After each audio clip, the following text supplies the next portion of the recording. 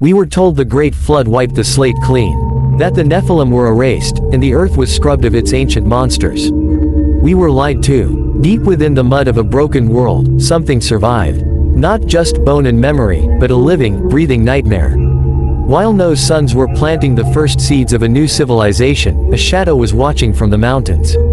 He was scarred, he was starving, and he was patient. His name was Og of Bashan. And he wasn't just a survivor, he was the architect of a new era of terror. Today, we uncover the horrific thing the giants did to ancient humans after the waters receded, and how they might still be ruling from the shadows. The survival of Og. The video reveals a chilling detail. Og didn't survive by luck. He survived through an indomitable will, clinging to driftwood and mountain peaks as the world drowned. As the waters fell, he didn't just crawl back to land, he brought back the forbidden knowledge of the Watchers. But Og was alone, or so he thought. Hidden in submerged forests and deep caves, the hybrid bloodlines, the Elioud, had also clung to life. They were smaller than their ancestors, but they were smarter. They realized that open war with heaven was a losing game. To survive, they had to move into the shadows. The shadow strategy. As humanity rebuilt, the giants watched. They saw us build cities like Bashan and kingdoms out of mud and wood. But instead of crushing us, they did something far worse. They infiltrated us. The script of history was rewritten. The giants became the advisors to kings.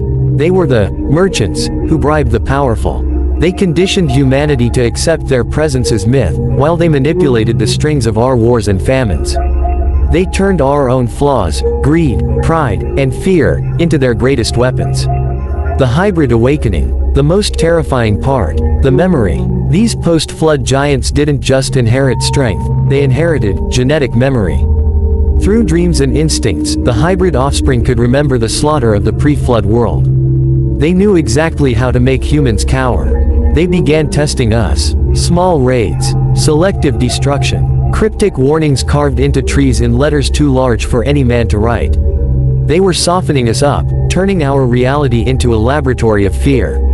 Heaven eventually noticed. The angels descended once more with fire and lightning to strike the giants down. But the damage was done. The bloodlines had already mixed.